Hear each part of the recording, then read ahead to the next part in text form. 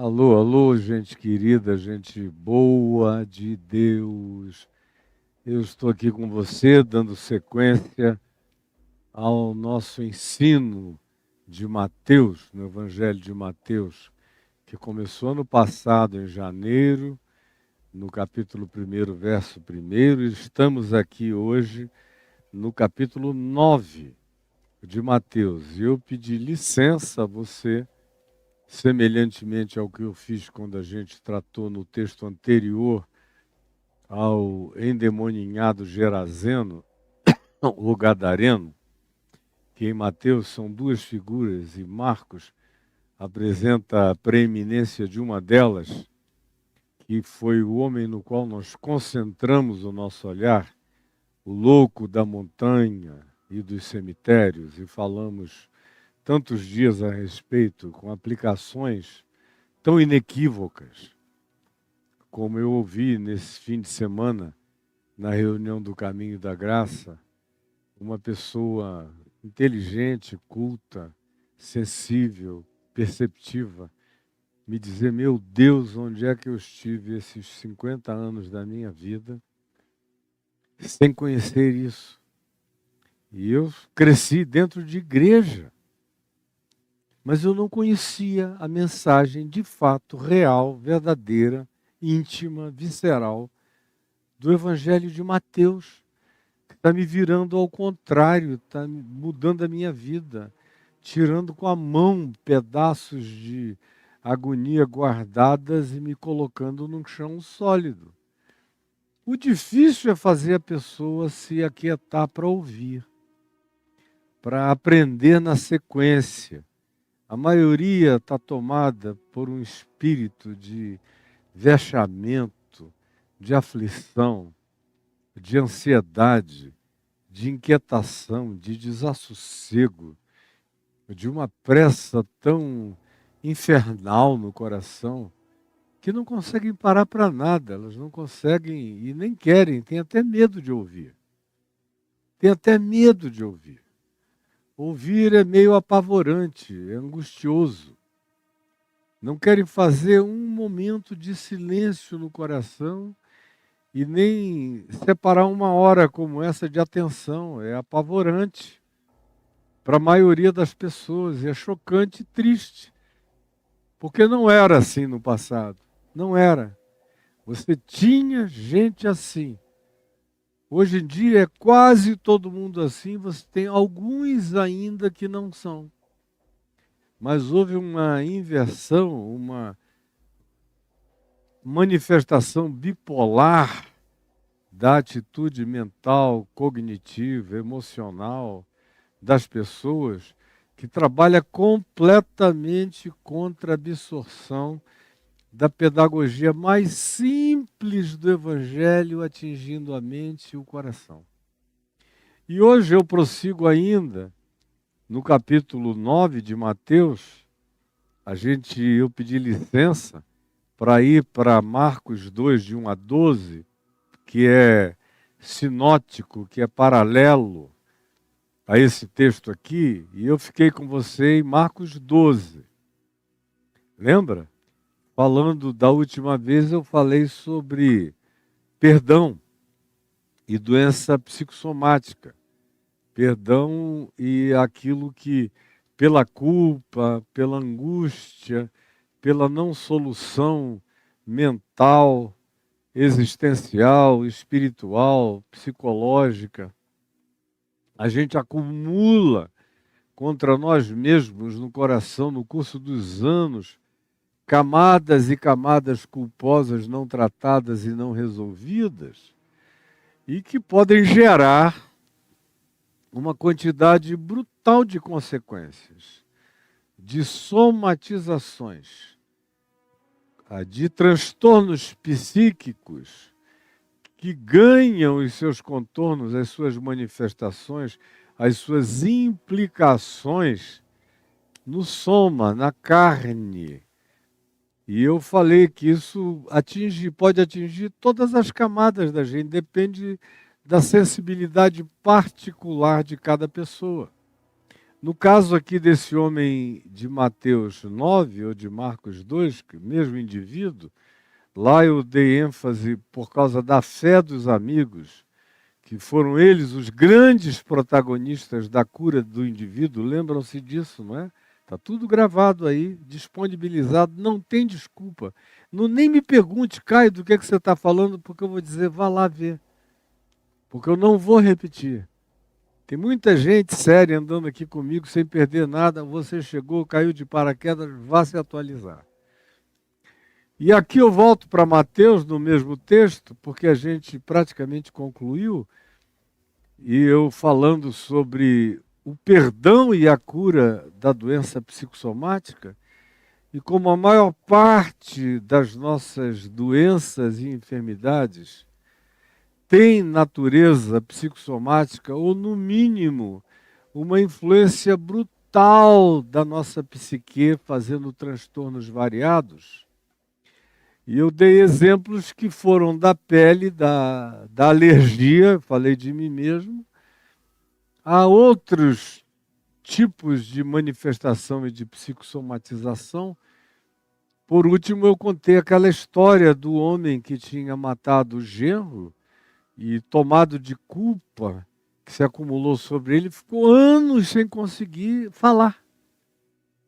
E até o rosto mudou, a estrutura facial, a perda da musculatura facial pela ausência de fala, de comunicação, anos e anos a fio, como ele engelhou, se encaramujou completamente, se fechou. Já não tinha mais nem condição de abrir e fechar a boca direito, nem para comer. E quem quiser saber como foi que aconteceu, vá lá e veja, está tudo aí no YouTube. Gravado, disponibilizado para você. E eu não termino e não deixo que fique ali onde eu já falei tanta coisa, porque eu tenho mais 2 ou 3 realidades associadas a esse episódio, a essa narrativa do Evangelho, aqui Mateus 9, Marcos 2, ou Lucas 5, sobre o mesmo paralítico de Cafarnaum, e esse que tinha amigos extraordinários, e que fazia parte de uma igreja de 3, 4, 5 amigos, que tinham fé e que abriram uma abertura e colocaram-no na frente de Jesus. E eu lhes falei sobre o significado de ser igreja a partir de um movimento de fé coletiva, harmônica, individual, congregacional, dessa fraternidade poderosa que se manifestou em favor desse homem. E quem quiser saber mais disso, tem falas inteiras de mais de 1 hora sobre esses aspectos todos, aqui no YouTube também à sua disposição. E eu só não concluí na sexta-feira passada, porque havia mais 2 outros ou 3 outros aspectos que eu quero abordar com você no dia de hoje, para a gente fechar essa narrativa. A saber, quem perdoa os seus pecados? Porque aqui, esse homem é colocado diante de Jesus para ser curado. Curado. Era o que os amigos dele podiam ver perceber, discernir, enxergar naquele horizonte imediato de tempo, naquele cenário que estava ao alcance da vista deles. Eles que eram amigos do homem que ficara paralítico se tornaram totalmente enquirquilhado e fechado e encaramujado. Conseguiu enxergar, era a paralisia total do homem. E eles levam esse homem como um casulo amarrado, abrem o telhado da casa onde Jesus estava e o baixam, e o resto é history. Quem está me acompanhando viu tudo nos detalhes e nas aplicações de natureza psicológica do fenômeno dessa cura. O que provavelmente chocou a esses amigos é que eles levaram o companheiro deles para ser curado, para ser desenquirquilhado, para um trabalho de lanternagem física. Era o que eles podiam ver. Jesus pode devolvê-lo à normalidade dos movimentos, da mobilidade, do entrar e do sair na vida, com toda a autonomia. Era o que eles conseguiam divisar. Mas Jesus olhou, além de olhar o coração dos acadêmicos, dos fariseus, dos arrazoados blasfemos, de todas as atitudes negativas dos religiosos sentados na primeira fila, como eu falei aqui, e fiz recorrências a esse episódio várias vezes. O que eles não podiam prever é que Jesus iria tratar do homem e cuidar do homem, inicialmente dizendo-lhe, filho, estão perdoados os teus pecados. Isso é que foi um choque para todo mundo, a começar dos religiosos, que se chocaram, como eu já expliquei, imensamente. Quem é que pode perdoar pecados, disseram eles, senão um só que é Deus? E eu disse a quem estava aqui, quem está aqui, quem tem andado comigo, que essa foi a questão que persistiu até a crucificação. Quem é que pode perdoar pecados? Quem é que pode dizer, o Filho do Homem vos declara? Quem é que pode dizer, o que eu ouvi do meu Pai vos tenho dado a conhecer? Todas essas coisas que diziam respeito às sutilezas da intimidade de Jesus com o Pai. E com a validação absoluta que ele tinha do Pai para fazer tudo o que fazia. E da intimidade com o Pai a ponto de dizer, eu e o Pai somos um, ou quem me vê a mim vê o Pai. As acusações que pairaram sobre ele até o fim e que acabaram por criar a reunião mórbida, horrorosa, que patrocinou, validou, aplaudiu, instigou e determinou a crucificação, foram todas baseadas nesse tipo de questão. Porque não havia mal nenhum concreto a indicar-se. A acusação é, ele cura doentes. Ele abre os olhos aos cegos. Ele desembola paralíticos amarrados nos seus próprios corpos. Ele ressuscita mortos. Ele purifica leprosos. A acusação é essa. Ele anda por aí fazendo bem a todas as pessoas. E não tem o pudor de proibir gente de chamá-lo de filho do homem, de Deus está conosco, ou de dizer nunca vimos nada igual, ou de onde vem tamanha autoridade? Não será porventura esse o Messias aguardado? As acusações são todas em relação ao que Jesus sutilmente dizia de si, ou não refratava, não se mostrava refratário quando alguns beneficiados, ou milhares beneficiados, pela sua graça de cura, de toques maravilhosos, de palavra de libertação, de perdão e de graça, reagiam a ele com adoração tomada de estupefação. E Jesus nada dizia, não ficava assim autoincensando, passava direto, mas não repreendia. E os religiosos odiavam, porque não tinham onde pegar. Jesus não lhes oferecia alça. Não havia pretexto. Eles tinham que criar. E agora aqui é mais um caso desses, aonde se Jesus tivesse simplesmente curado o homem, já seria um escândalo. Mesmo que aquele dia não fosse sábado. Porque se fosse em dia de sábado, aquele culto adventista ao sábado dos judeus, dos quais os adventistas do sétimo dia são herdeiros até o dia de hoje, esse culto a um dia cerimonial, onde não se pode fazer nada, nem curar os doentes. Mas nem dia de sábado era um dia qualquer. Mas ainda assim eles teriam ficado escandalizados, teriam arranjado um outro motivo, nem que fosse o destelhamento da casa. Como é que esse cara permite destelhar em uma casa assim, sem mais nem menos? Eles iam arranjar qualquer coisa, como eles sempre arranjam qualquer pretexto, para lutarem contra a graça de Deus, para lutarem contra a manifestação do amor de Deus, para pecarem contra as ações mais sutis, sublimes, suaves, gentis, maravilhosas, graciosas do Espírito de Deus, fazendo bem aos seres humanos.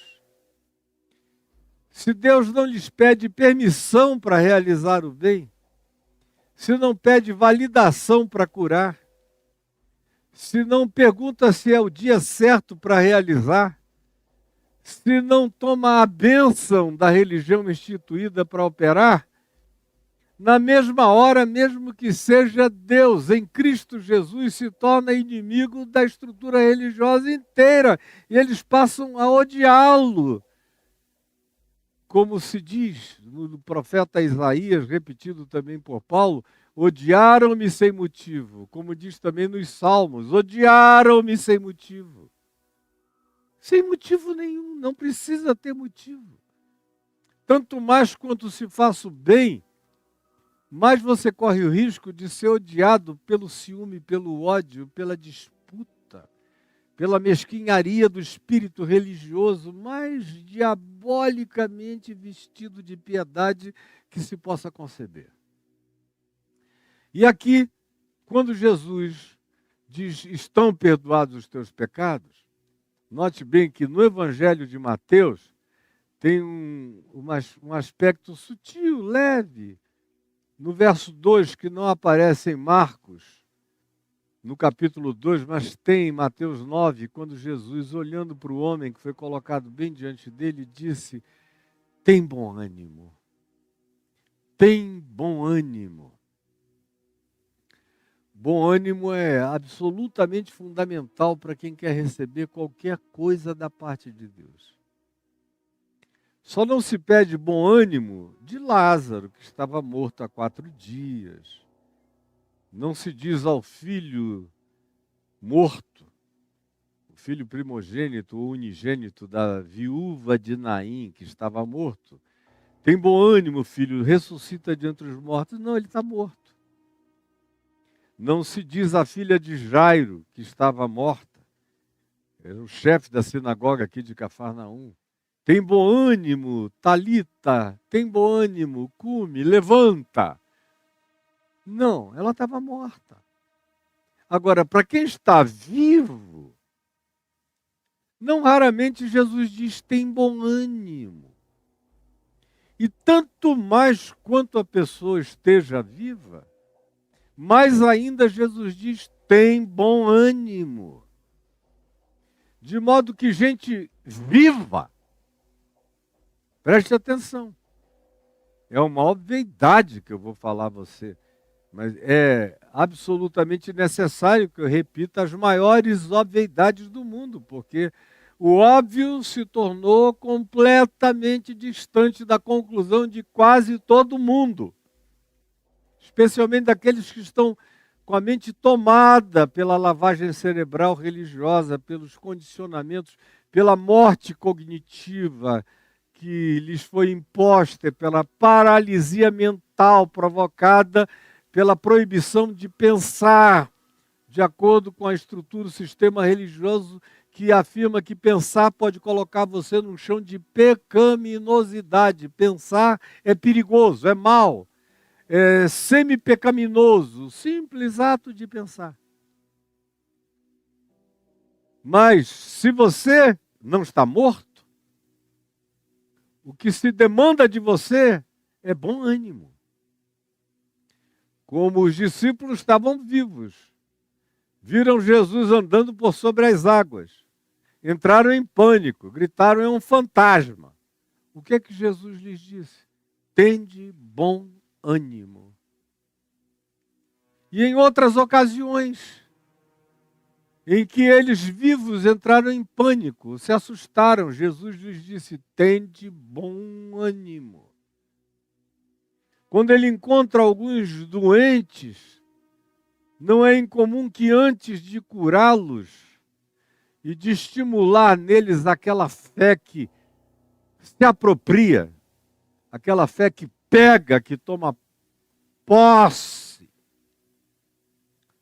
do benefício, porque a fé é como uma mão no mundo espiritual.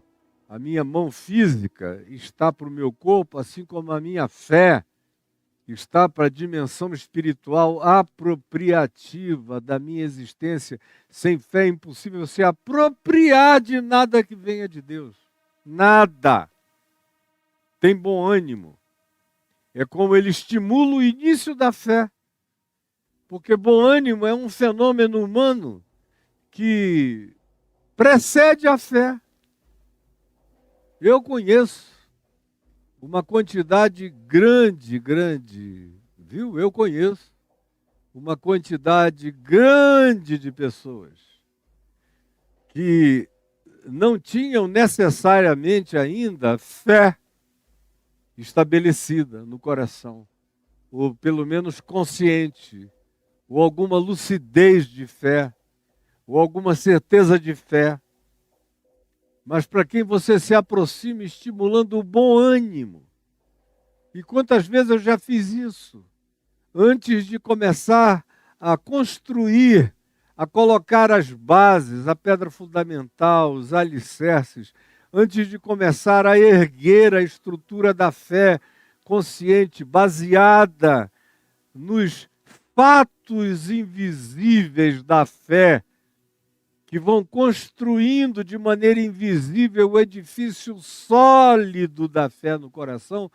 Quantas vezes eu iniciei provocando o fenômeno humano mais possível de ser provocado?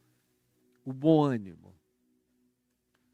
Porque às vezes a pessoa não desenvolveu fé, mas bom ânimo, todo mundo pode ter o braseiro do bom ânimo aceso. Todo mundo pode ser estimulado a essa pré-fé que vem de um determinado pendor de humor.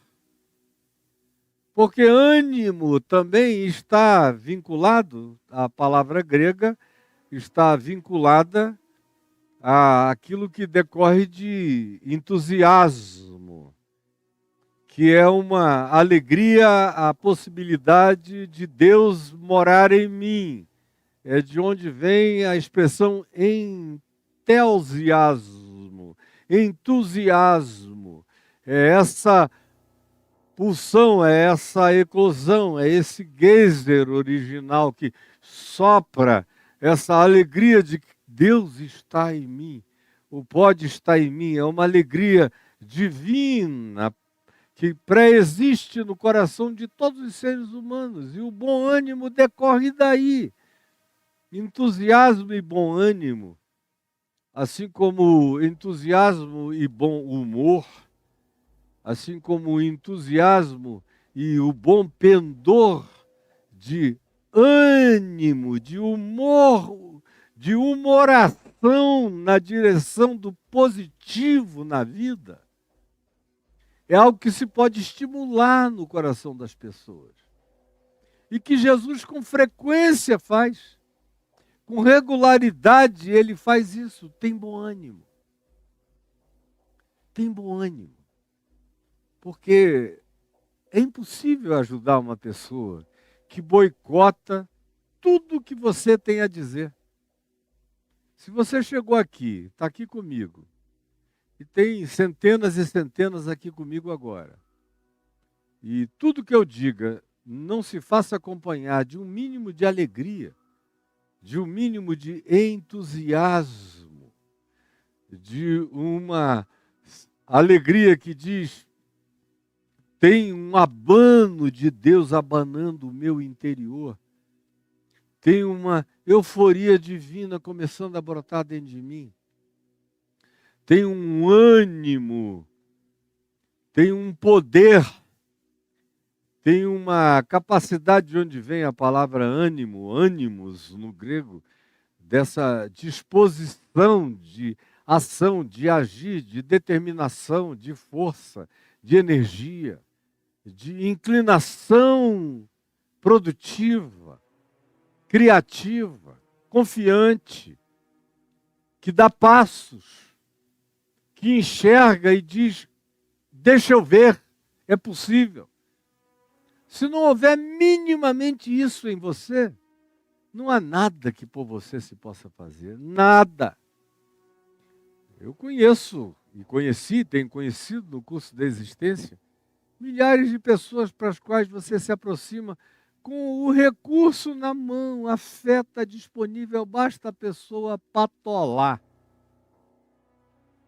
É uma linguagem lá do jiu-jitsu, você patola, pá! Dá aquela patolada de fé e tudo começa a se abrir. Mas você vem e o cara não quer patolar. Não quer gudunhar-se, é outra expressão do jiu-jitsu. Não quer agarrar mesmo, gudunhar com a fé, a promessa. Você propõe, ela não, ela é como alguém que vai treinar e não fecha a mão, não pega em ninguém, não... Você ensina, o cara não pratica nada. Não tem jeito de que qualquer coisa possa dar resultado na vida de quem não tem bom ânimo, de quem não tem bom humor, de quem não tem um entusiasmo mínimo. Para qualquer coisa na vida, desista. Com algum entusiasmo, até o ateu é infinitamente melhor do que o crente desistente. O agnóstico que tem bom ânimo está anos-luz na frente de levar vantagem na vida do que qualquer um que diga que tem fé, mas não tem bom ânimo, não tem bom humor de resposta à vida, não tem entusiasmo essencial para viver. Então preste atenção no que eu estou lhe dizendo. A fé é assim como a minha mão está para o meu corpo em relação a me apropriar das coisas, assim também a fé está para o meu espírito, como se fosse uma mão que se apropria da palavra e da promessa do Evangelho, da palavra e da promessa de Deus para mim. E se eu não tiver esse bom ânimo, eu não desenvolverei nenhum tipo de fé dentro de mim. Nenhum tipo. Ainda mais aquela fé que espera contra a própria esperança.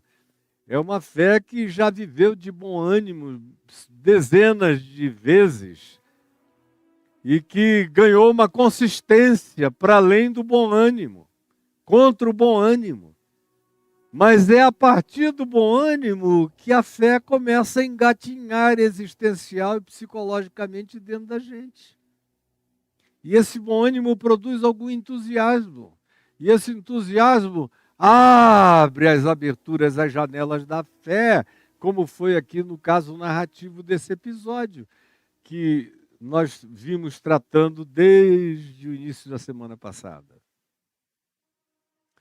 Jesus diz: tem bom ânimo. Porque se você não tiver me ouvindo aqui agora, me assistindo, nessa reincidência do Evangelho, 2000 anos depois, eu estou trazendo você para dentro do Evangelho. Estou construindo em nome de Jesus, na força do Espírito Santo, um cenário de 3D para você entrar nessa ambiência em seu favor, com bom ânimo, para tomar posse pela fé, para receber o que você nem imaginava que aconteceria do jeito que aconteceu, como aconteceu. Mas na sequência desse bom ânimo, meu filho, tem bom ânimo. E ele precisava de bom ânimo porque o que Jesus iria dizer a ele na sequência, a pessoa tem que ter muito bom ânimo para se apropriar, para tomar posse. Tem bom ânimo. E o que Jesus diz? Estão perdoados os teus pecados.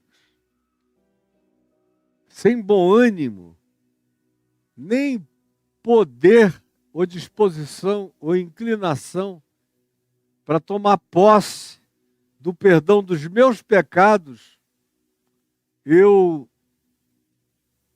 serei habitado para receber essa solução definitiva que desamarra todas as amarras, porque literalmente esse é um indivíduo que chega aqui amarrado.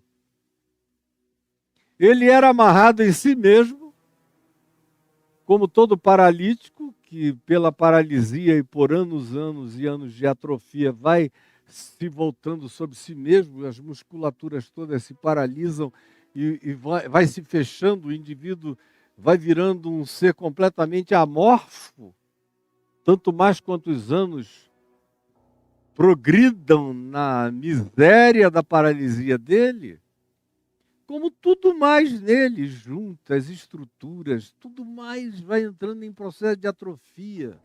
Os ossos vão ficando porosos, tudo nele, ele perde todo o poder de se abrir, ele fica amarrado nele mesmo, como era o caso do homem. Em segundo lugar, ele estava amarrado à cama, porque os amigos fizeram um casulo, enrolaram e o amarraram para poder colocá-lo sobre o telhado e descê-lo no ponto em que Jesus estava.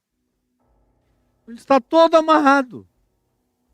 E Jesus olha para ele e a primeira ação de Jesus não é tirar os laços, não é tirá-lo do casulo, porque Jesus sabe que as amarras com a qual ele foi preso para ser descido ali eram apenas elementos de ajuda para a cura dele.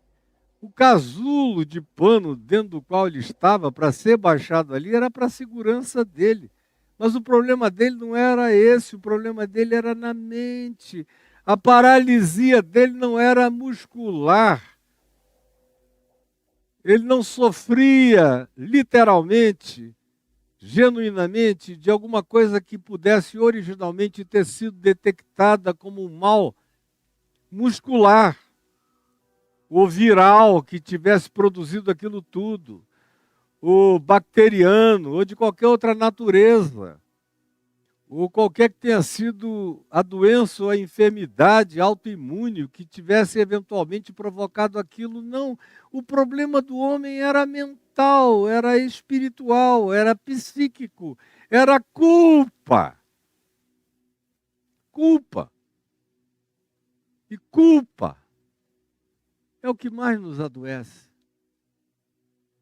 Os escritórios, as clínicas de psicoterapia, ou as clínicas psiquiátricas, ou as clínicas de internação, como hoje, por exemplo, quando acabar aqui eu vou para uma clínica de pessoas que não estão em condições de viverem no convívio social cotidiano porque podem se fazer mal.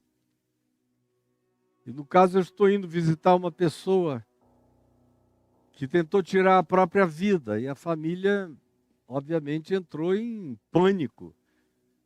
É uma situação gravíssima. E eu vou lá ajudá-lo. Eu vou injetar bom ânimo. E vou dizer a ele: filho, estão perdoados os teus pecados. Porque ele tentou tirar a própria vida em razão de culpa. Culpa, fracasso, desistência de si mesmo. Eu não consigo ser como os outros. Eu não consigo andar como os outros, caminhar como os outros, me desenvolver como os outros.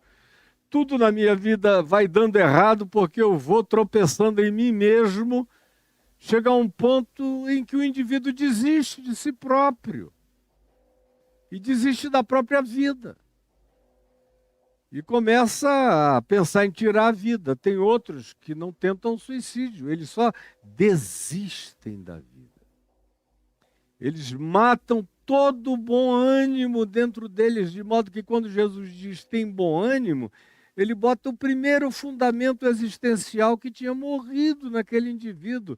Ele ficara no estado em que ficara de paralisia crônica, porque todo bom ânimo tinha morrido dentro dele, e ele olhava para si e dizia: eu não presto para nada senão para desaparecer do buraco negro da minha própria existência. E aí Jesus diz: tem bom ânimo. Estão, não é estarão, podem estar, estão, já está feito, está consumado. Os teus pecados estão perdoados. Jesus não perdoa pecados só na cruz, ele sempre perdoou pecados. Em todos os tempos. Sempre foi ele. Nunca foi nada além dele, nem ninguém além dele, sempre foi ele. Ele é que veste Adão. Ele é que cobre os pecados de Abraão. Ele é que cobre os pecados do mundo inteiro. Sempre foi ele. Nunca foi outro. Sempre foi o Cristo eterno, que foi imolado antes da criação de todas as coisas. Antes de dizer haja luz, ele diz: estão perdoados os vossos pecados. Pai, perdoa-lhes, porque eles não sabem, não saberão o que fazem nem o que farão. Quando João Batista viu Jesus passar e disse: eis o Cordeiro de Deus que tira o pecado do mundo, eu já disse tantas milhões de vezes isso, o tempo verbal usado é um presente contínuo. Tirou, tira e tirará, tira sempre. Está tirado, está removido.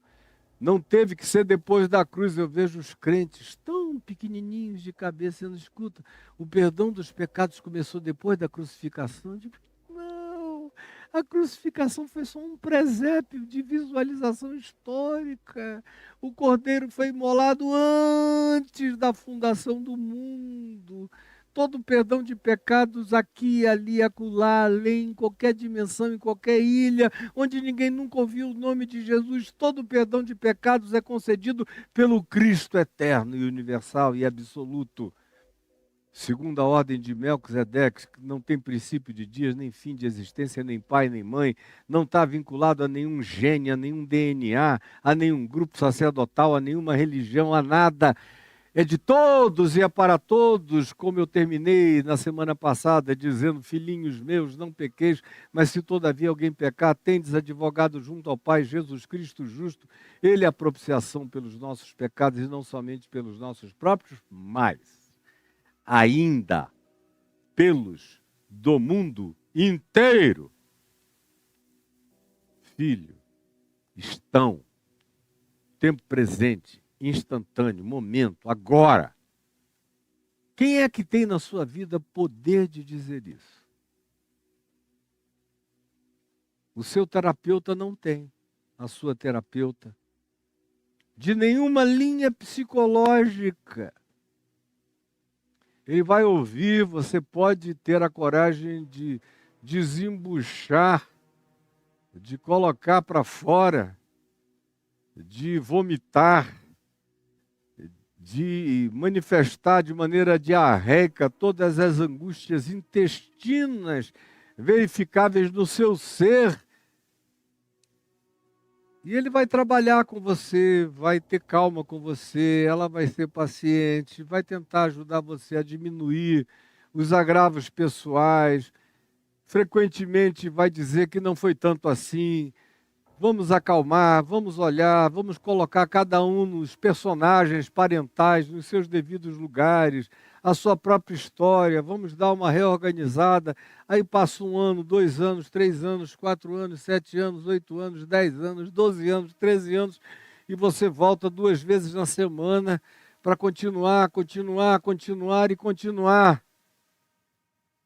Eventualmente com um remedinho a mais para acalmar, mas continuar. Até que eu vejo em alguns casos a velhice chega e o indivíduo para com o processo por causa do cansaço da velhice. Mas na maioria das vezes não foi nenhuma solução de lucidez, consciência nem de posse. Posse, pela fé de que aquilo está feito, acabado, estão perdoados. Acabou. Estão, porque não tem quem perdoe. Como esses religiosos aqui perguntaram, quem pode perdoar pecados? Se não só que é Deus. E onde está Deus para perdoar os pecados aqui? Eventualmente o melhor analista, um Freud, um Jung, não tinham o poder de dizer, filha, filho, estão perdoados os teus pecados, vá em paz.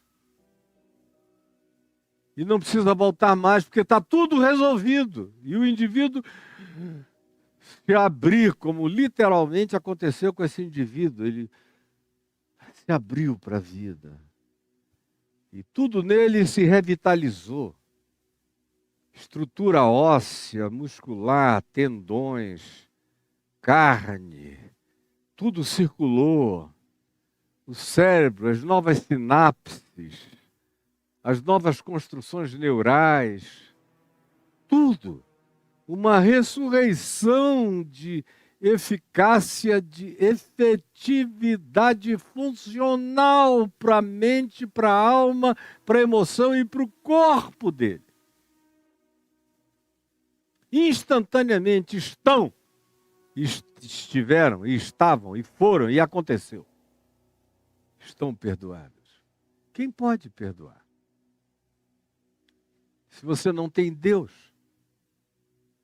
se você não tem Cristo, quem pode te tirar disso hoje? Quem pode tirar você disso hoje? Aí onde você está? E eu faço questão de insistir nisso, porque essa é a diferença maior entre o que eu digo, a pregação desse evangelho de Cristo Jesus que eu trago a você, com toda a pureza e simplicidade do meu coração, todos os dias. Há 50 anos e meio e farei o resto dos anos da minha vida. Sabe por quê? Porque eu vejo a eficácia incomparável. À medida em que eu ia lendo os melhores experts da alma,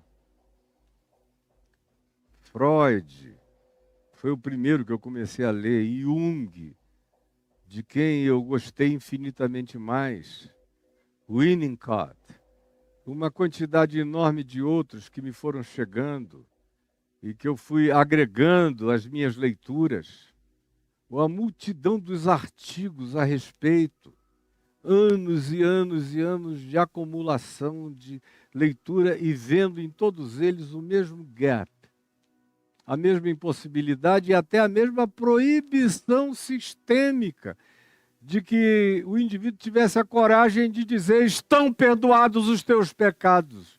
Isso é um crime psicoterapêutico. Isso é uma violação psicoterapêutica. Você dizer uma coisa dessa.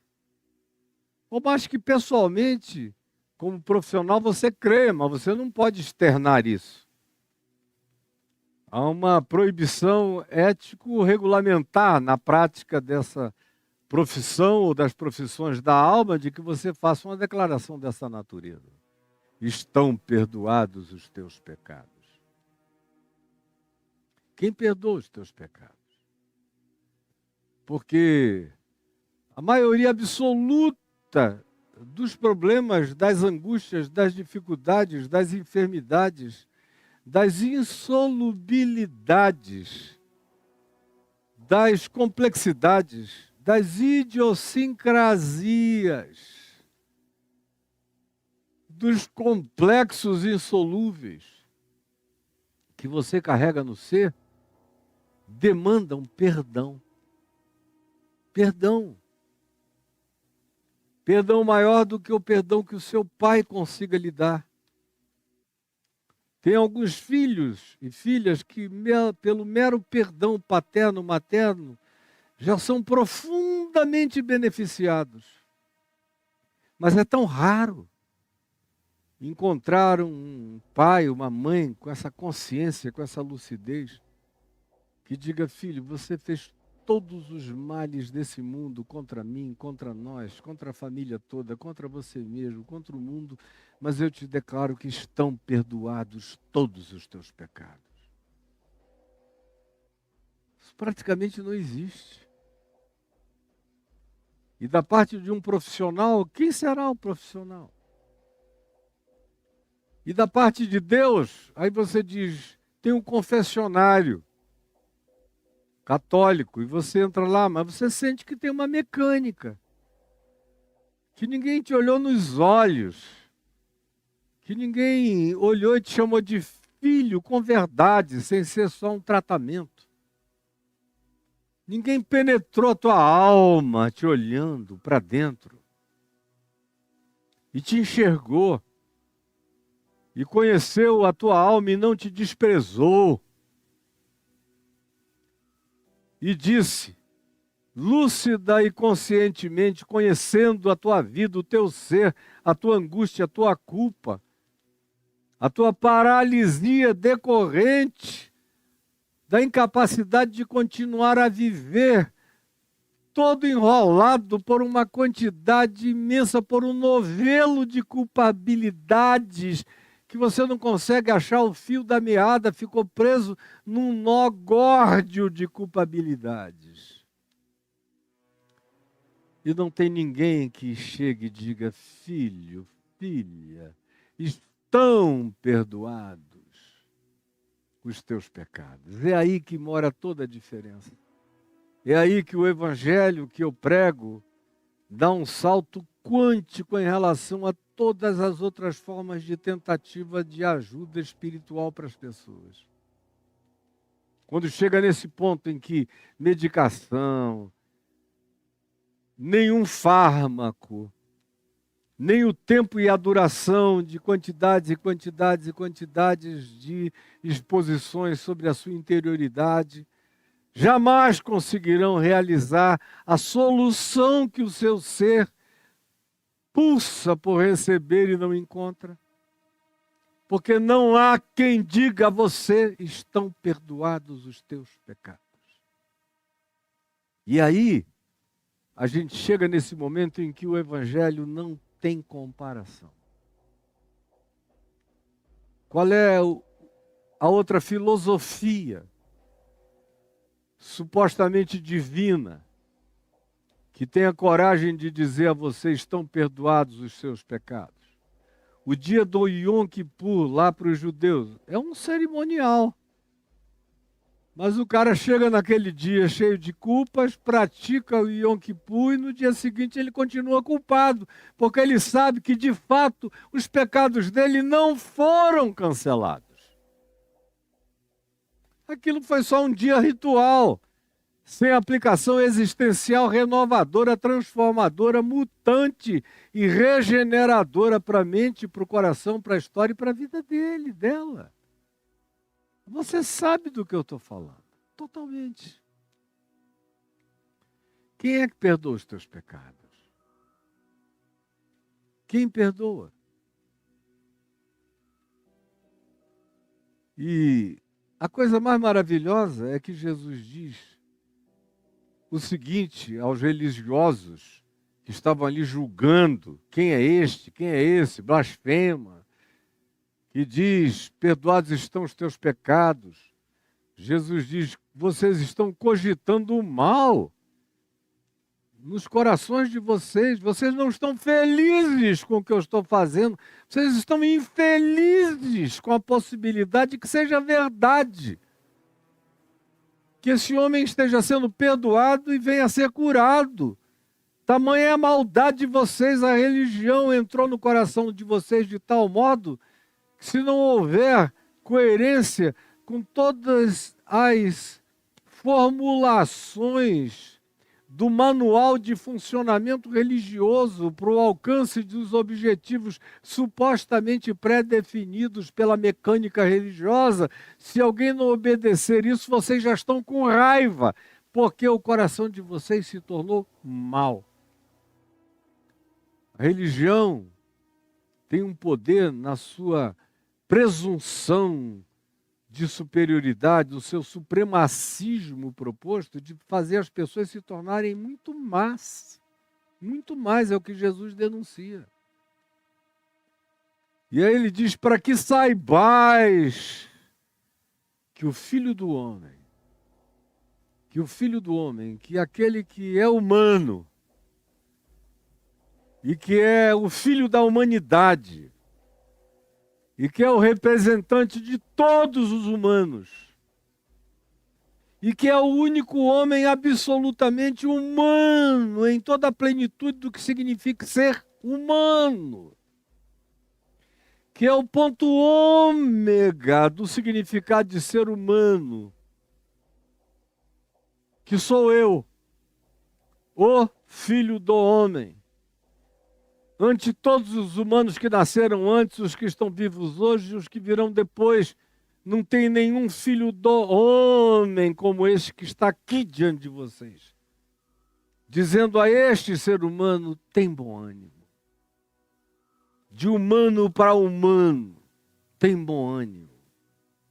Mas para que saibais que o Filho do Homem tem sobre a terra autoridade para perdoar pecados, eu digo a este paralítico: levanta, toma o teu leito e vai para a tua casa. E levantando-se, partiu para a sua casa. Aí você diz: bom, e o que eu tenho a ver com isso? Falando de você mesmo. E eu poderia fazer a mesma pergunta, falando de mim mesmo.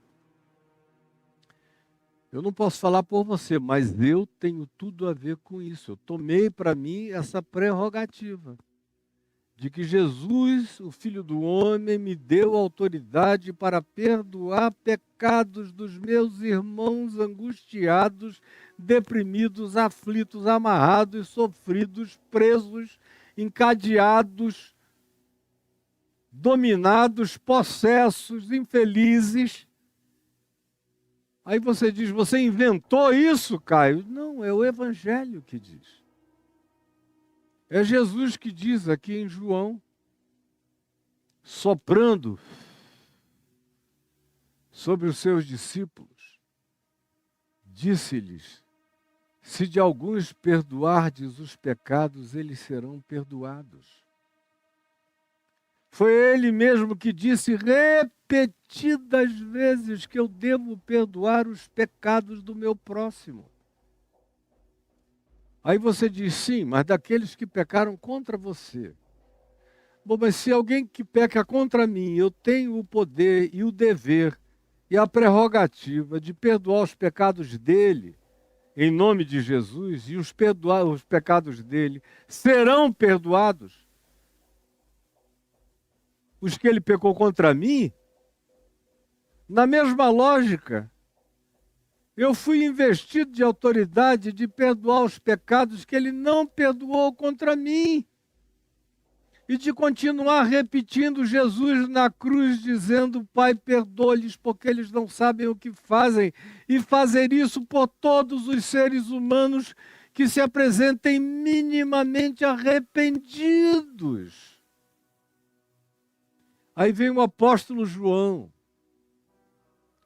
na primeira epístola dele, dizendo que se nós víssemos alguém pecar, um pecado que não fosse blasfêmia, rotunda, lúcida, consciente, raríssima, raríssima, raríssima, ouça essa palavra, raríssima contra o Espírito Santo.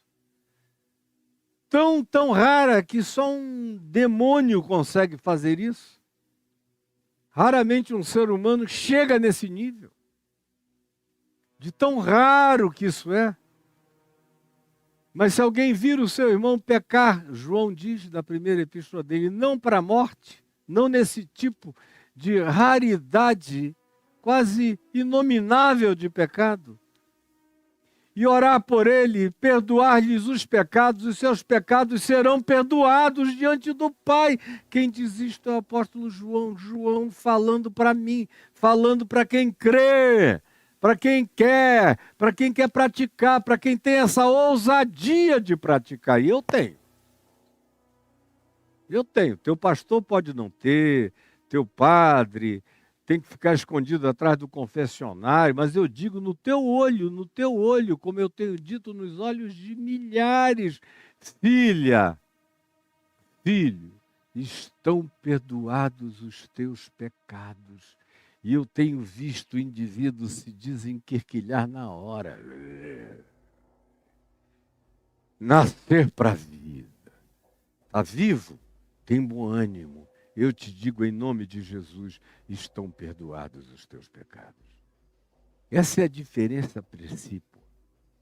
É por isso que frequentemente o indivíduo que está há 8, 9, 10, 12 anos buscando ajuda psicológica para lá e para cá e não se resolve nunca, vem, passa um dia, tem 1 hora, 2 horas de conversa, você ouve tudo e com o coração compungido, percebendo a compulsão do dele, do dela, a sensibilidade, a sinceridade, o arrependimento, a dor, a consciência invadindo, tomando conta, dominando, iluminando o indivíduo, e você ora e diz: estão perdoados os teus pecados. E você vê na mesma hora um ser ressuscitar dos mortos. Como eu tenho visto no curso da minha vida, um ser ressuscitar dos mortos. Eu tenho visto alguns que estão há anos e anos e anos, e o cara muda disso, muda para aquilo, vai de terapia em terapia, acaba na constelação familiar fazendo de tudo e psicodrama de todos os lados. Ajuda até chegar no ponto em que um cara começa a enxergar, a discernir e a dar nome aos elementos da confusão mental dele. Ajuda.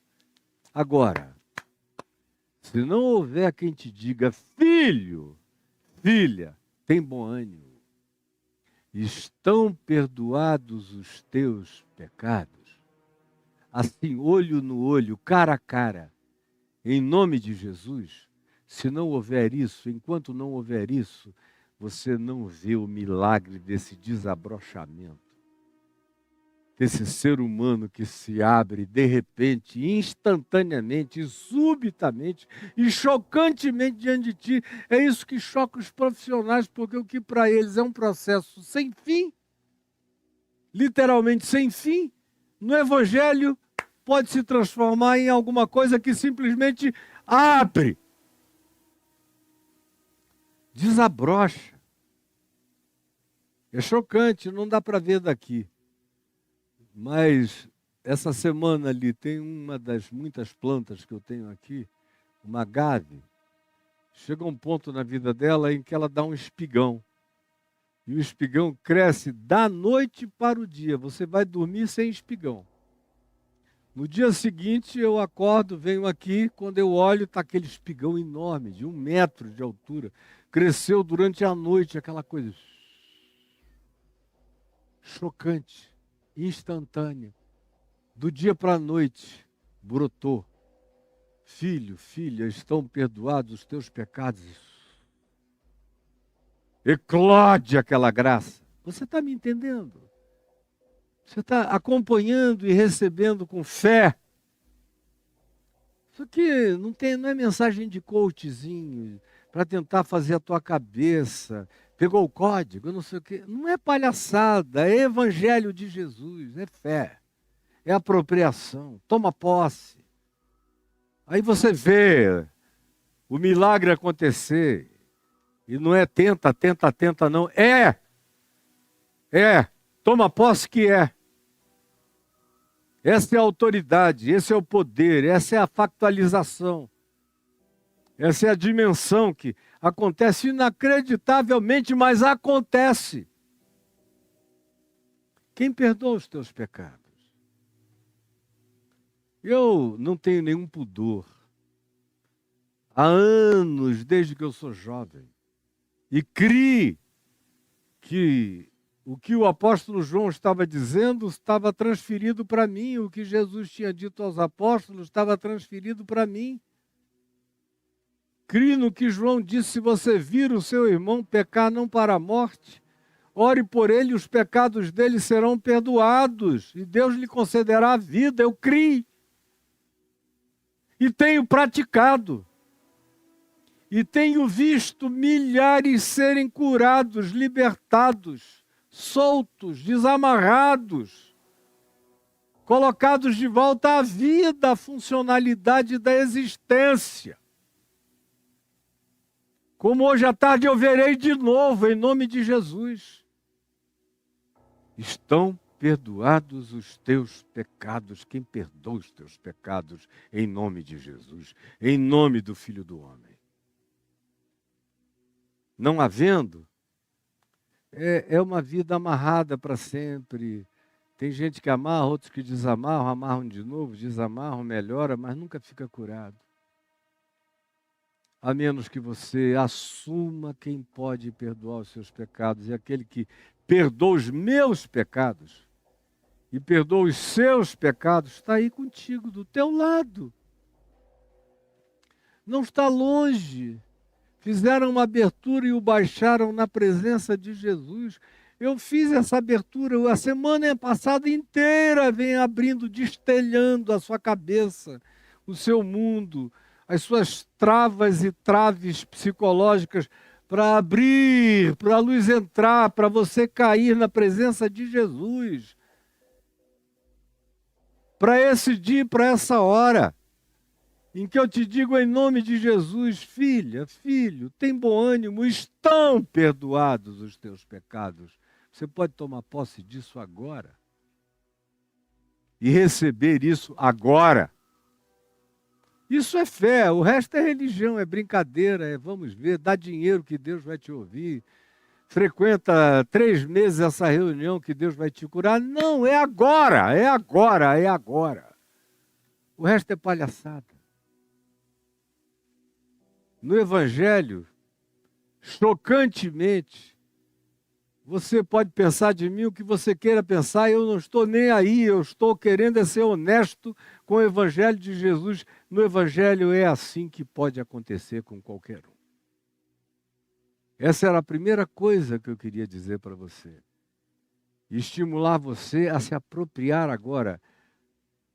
Como eu disse e repito, assim como a minha mão está para o meu corpo, assim a minha fé está para a dimensão espiritual. É pela fé que eu tomo posse, que eu me aproprio, que você se apropria. Não precisa ter emoção, sensação, sentimento, arrepio, nada. É uma consciência que toma posse. Toma posse. E você vai poder dizer já, agora, o que está acontecendo com você já e agora. Como tem gente falando aqui, obrigado, é pura luz. Tomo posse. Está acontecendo comigo agora. É meu. Essa é a autoridade. Eu creio. Tudo gente falando aqui que está caindo, acabou a hora aqui do TikTok. Mas você que está comigo na plataforma principal do YouTube, está vendo. E pode reagir e testemunhar. Essa é a primeira coisa que eu queria te dizer. Quem é que perdoa os teus pecados? Eu vou deixar para falar amanhã sobre a segunda coisa que eu disse que queria falar, sobre no mínimo duas coisas, talvez três ainda para concluir esse tempo. Mas como já passou 1 hora, eu vou deixar para amanhã o falar sobre toma o teu leito e vai para a tua casa. Que foi o que eu já falei no caso do Gerazeno ou do Gadareno. Vai para a tua casa. Aqui é a mesma coisa. Jesus veio de lá, onde ele mandou um homem ir para casa. E agora ele chega aqui na cidade dele, cura esse homem e diz a mesma coisa, vai para casa. Não é vai para a sinagoga, vai para o templo em Jerusalém, vai para a casa do rabino, vai para... Não. Vai morar com Pedro, com Tiago ou com João. Ou eu vou te apresentar uma crente muito boa que vai ficar contigo para você crescer na fé. Não. Vai para a tua casa, onde você adoeceu, é lá que você vai ficar curado e manifestar sua cura. Amanhã eu vou continuar falando disso. Amanhã, quinta-feira, com a graça de Deus. E eu espero você aqui. Senhor Jesus, eu te peço que essa palavra dita em teu nome, toda da pureza do Evangelho, da simplicidade de Cristo Jesus, desse Evangelho que ressuscitou com Cristo e continua na validade do Cristo vivo e ressuscitado, para ser aplicado e para que se tome posse dele hoje e agora. Faça bem a minha vida que o prego e a vida de todo aquele que se aproprie dele pela fé. É o que eu te imploro agora, em nome de Jesus. Amém. E olha só, gente boa, gente querida, tem um QR Code aqui em cima que vocês estão vendo, aqui em cima de mim. É só apontar para lá, cai dentro daquele ambiente, tem lá os cartões de crédito, vocês sabem o que fazer, não sou eu que vou explicar 1 milhão de vezes. Só tem gente aqui muito mais arguta do que eu nesses processos digitais. Você escolhe o cartão mais adequado para o seu uso e você contribui com este ministério, com este, não é com a minha pessoa, embora eu... indivíduo, pessoa, precise comer, beber, viver, pagar as minhas contas como qualquer outro ser humano na face da terra, mas não é para mim que eu estou pedindo.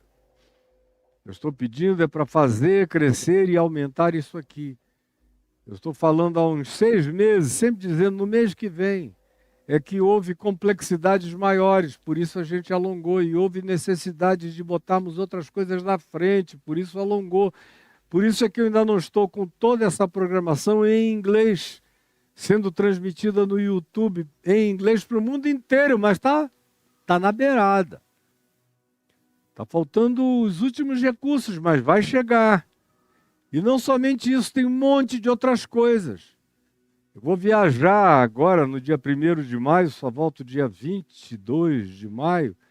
Espero voltar com dezenas de mensagens gravadas em lugares relevantes, bíblicos e pré-diluvianos, alguns outros bíblicos na Turquia, como também gravar 3 documentários de boa qualidade para trazer luz, entendimento, compreensão, ilustração. Tudo isso custa. Ajude, faça parte. Invista. Assim como você me vê. Quem botou aquele QR Code ali? Foi o Caio ali dentro. Como lá no Rio tem o Marcelo, está vendo tudo que está acontecendo aqui, separando, cortando para ver onde vai fazer os cortes, os recortes para distribuir em todas as redes. Tem o pessoal de São Paulo trabalhando em várias outras coisas. E hoje em dia preparando já as plataformas novas, para os meus novos cursos que vêm aí, que estão sendo feitos e programados, mas precisa de recurso. Então você pode ser parte disso, meu associado, meu colaborador. E eu peço que você o seja. Era a palavra que Paulo usava, seja meu cooperador, meu associado no evangelho, na pregação da palavra. Contribua. E você que está no exterior e diz aqui eu não tenho cartões, tem o PayPal. Para você não ficar de fora, use o PayPal. E aqui no Brasil também tem o Pix passando aqui para todo lado. Não é possível. Só não fará se não quiser. Agora, só faça se desejar com alegria. Sem alegria, não faça não.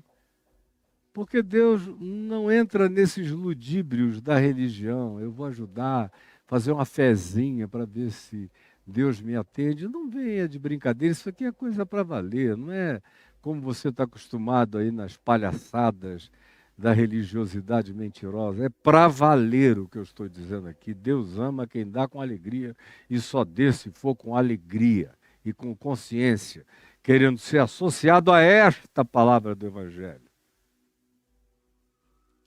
Preste atenção nisso.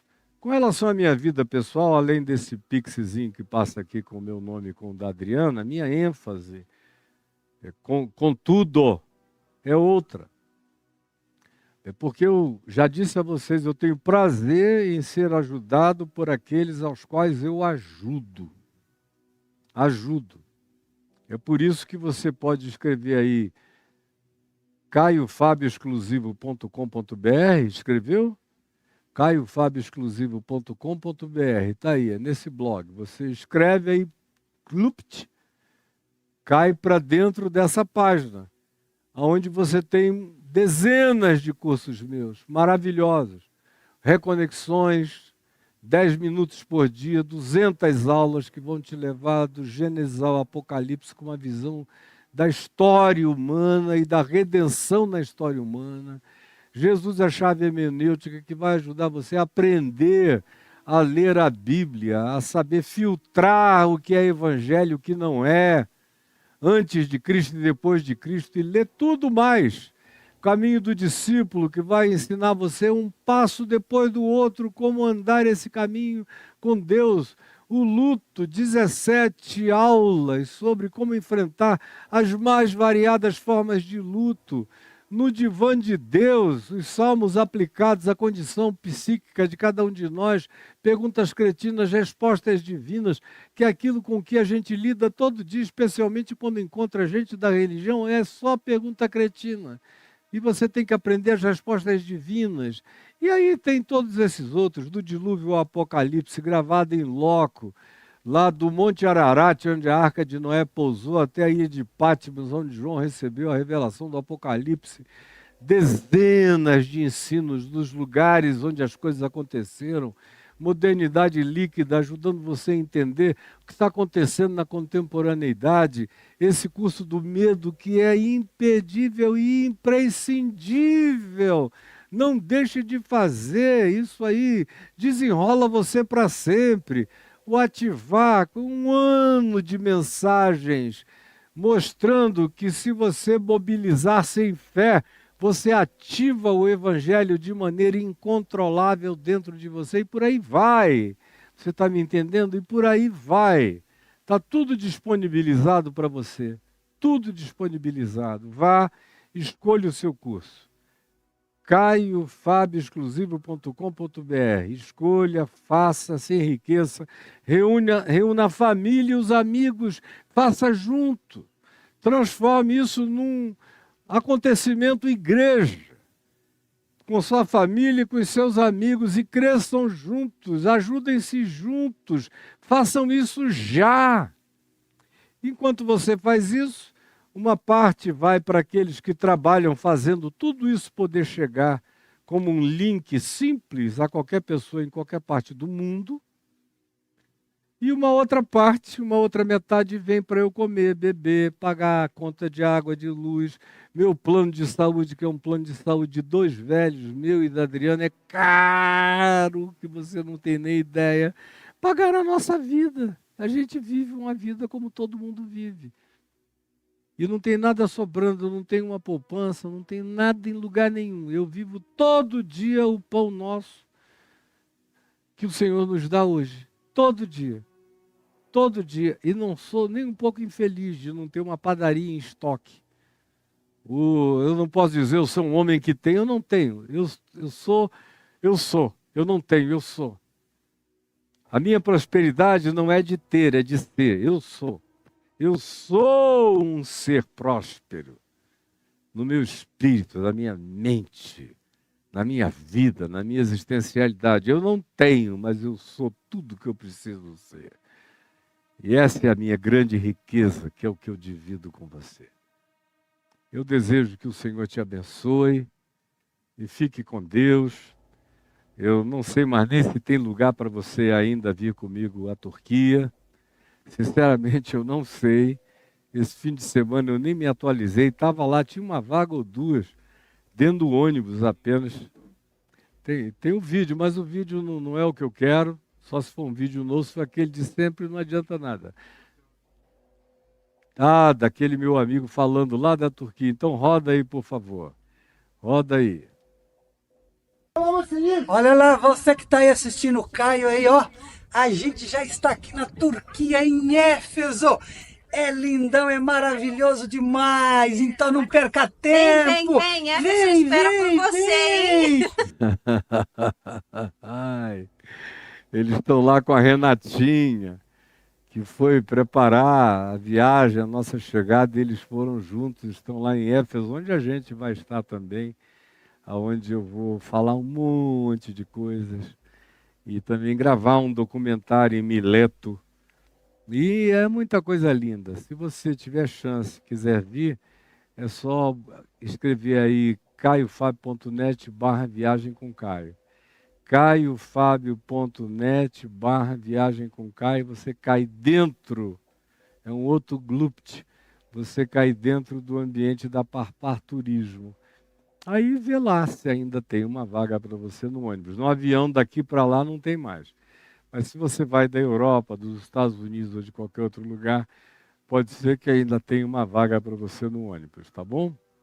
Um grande beijo, fiquem todos com Jesus e até amanhã com a graça de Deus. Se você não é inscrito neste canal, se inscreve. Ah, uma coisa que eu ia esquecendo. Que hoje pediram para eu fazer, porque eu nunca fiz na vida. Porque eu sou um ignorante desse negócio. De eu pedir é um negócio que eu não sei fazer, eu não fui dotado com essa capacidade. Mas dá para você botar aí o YouTube, olha aí, o meu canal no YouTube, assim como no TikTok também tem, mas no YouTube aí embaixo tem uns links, você podia levar lá para o link, é nesse link aí que tem um que diz valeu, é um link onde está escrito valeu. No link onde está escrito valeu, aí na primeira página do meu YouTube, você pode definir quanto você quer dar, ó. Vai passando para o lado, você vai vendo quanto você quer dar. E o máximo que vai aí, nessa sequência, é até R$ 500. E se você quiser, você pode botar aí. É nesse link valeu, você vai botando e eu espero que você seja generoso, generosa. E coloque, da minha parte, eu digo a você muito obrigado. E não podia ser mais fácil, já está aí no ambiente que você está me assistindo. Você vai lá e clica, vai puxando, veja, eu espero que você só pare no limite máximo e mande para nos ajudar. Um beijo, fique com o Senhor Jesus. Em nome de Jesus, eu desejo todo o bem do Espírito de Cristo sobre a sua vida. Amém, amém e amém.